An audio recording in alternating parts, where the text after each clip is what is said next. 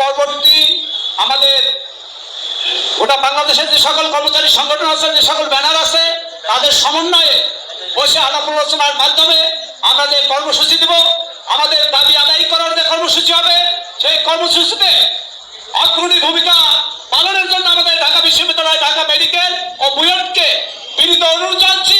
পাশাপাশি আমরা যারা এখনো পর্যন্ত কর্মচারী হিসেবে বিভিন্ন প্রতিষ্ঠানে কর্মরত, বিভিন্ন প্রতিষ্ঠানের কর্মচারীর নেতা হিসেবে নিজেকে পরিচিত করি, নিজেকে পরিচয় দেয়, আমাদের কষ্ট হয়, লজ্জা হয়। আমরা 2018 সাল থেকে 15 সালের পে স্কেলকে প্রত্যাখ্যান করে সংশোধন চেয়ে আমরা কর্মসূচি চালিয়ে যাচ্ছি। বিভাগীয় পর্যায়ে একাধিকবার গিয়েছি, ঢাকাতে অনেক কর্মসূচি দিয়েছি, আমরা আশা অনুরূপ ফল পাইনি। আমরা আমাদের অতীতের সকল ইতিহাস থেকে শিক্ষা নিয়ে আজকে আমি সবিনয় অনুরোধ করবো আবারও যে আমাদের ঢাকা বিশ্ববিদ্যালয়, ঢাকা মেডিকেল, বুয়েট ছাত্র এলাকায় যারা আছেন তারা নেতৃত্বে শীর্ষে অবস্থান করবেন, আমরা সাথে থাকবো। আমরা আগামীতে আমাদের কর্মচারীদের ন্যায্য অধিকার নবম পে স্কেল বাস্তবায়নের জন্য কর্মচারীদের যে কর্মসূচি আসবে, আমাদের সকলের মতামতের ভিত্তিতে সকলের সিদ্ধান্ত অনুযায়ী সেই কর্মচারীতে আপনারা আজকে যারা উপস্থিত আছেন সকল দপ্তর প্রতিষ্ঠানে আমাদের এই মেসেজ পৌঁছে দিবেন। ঈদের পরে আমাদের আগামী বাজেটের জন্য অবশ্যই কর্মচারীদের নবম পে স্কেলের এক দফা দাবি বাস্তবায়িত হয়। আমরা ঘরে বসে থাকবো না, আমরা জেল জুলুম হয়রানি কোনো কিছুতেই ভয় পাবো না। কারণ আমাদের বক্তব্যের সাথে আমাদের পরিবার পরিজনের বেতন পেয়ে আমাদের পরিবারের পরিজনের জন্য কিছু ক্রয় করার সুযোগ আমার নিজেরও হয়নি।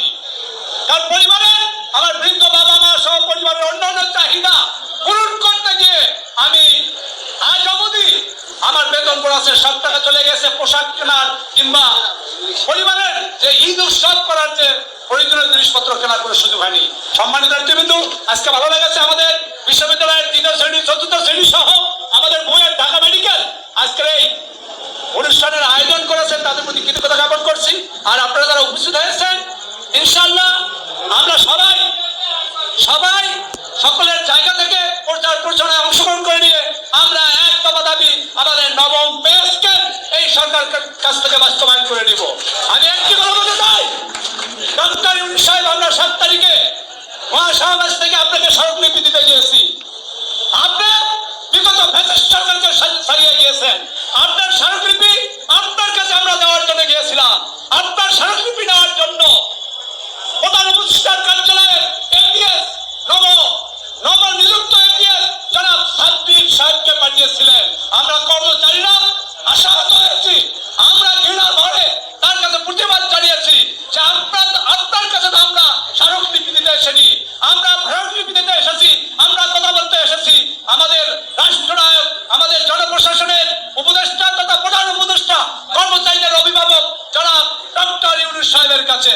জনাব ডক্টর ইউনূস সাহেব, আপনার শান্তিতে নবায়ন বিজয়ী হয়েছেন, আপনার কর্মচারীরা কি অবস্থায় আছেন আপনি ভালো